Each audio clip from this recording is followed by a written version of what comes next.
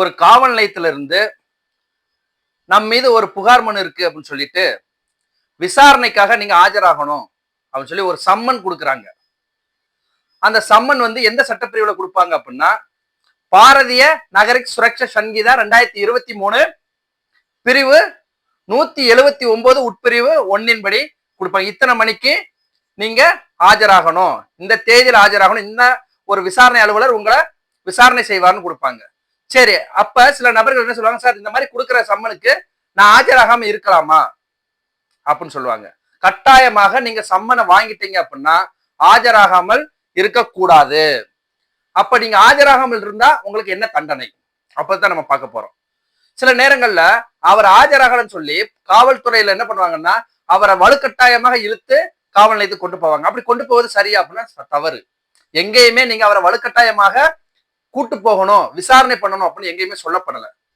அப்ப காவல்துறையில அப்ப அவர் ஆஜராகலாம் நாங்க என்ன பண்ணணும் அவரை அப்படின்னா, நீங்க பழைய சட்டப்பிரிவு குற்ற விசாரணை முறை சட்டம் 1973 பிரிவு 160 உட்பிரிவு 1 படியும், இல்ல புதிய சட்டமாக இருந்தால் பாரதிய நகரிக் சுரக்ஷா சங்கீதா 2023 பிரிவு 179 உட்பிரிவு 1 படியும் நீங்க ஒருத்தர் ஆஜராக சொல்லி நீங்க நிர்வாகத்துறையோ இல்ல நீதித்துறையோ இல்ல காவல்துறையோ சம்மன் கொடுத்துட்டீங்க, அழைப்பாணை கொடுத்துட்டீங்க அப்படின்னா அவர் ஆஜராகல அப்படின்னா நீங்க என்ன பண்ணலாம்? நீங்க அவரை வலுக்கட்டாயமாக இழுக்க தேவையில்லை.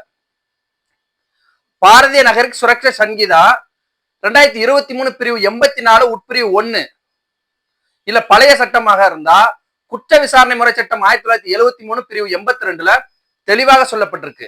ஒரு சம்மனை வாங்கி கொண்ட நபர் அந்த விசாரணைக்கு ஆஜராகாமல் முன்னிலை ஆகாமல் இருந்தால் அவர் தலைமறைவாயிட்டாரு, அவரு தலைமறைவாக இருக்காரு அப்படின்னு நீங்க சொல்லிடணும், ஒரு நோட்டீஸ் கொடுத்துடணும். இது மாதிரி அவரு ஆஜராகாம தலைமறைவாக இருக்காரு அப்படின்னு சொல்லிட்டு அவர் மீது இந்திய தண்டனை சட்டம் 174 இப்போது இருக்கக்கூடிய பாரதிய நியாய சங்கீதா 2023 பிரிவு 208 கீழ் அவருக்கு நீங்க ஒரு முதல் தகவல் அறிக்கை, அவர் மீது ஒரு எஃப்ஐஆர் பதிவு செய்யலாம்.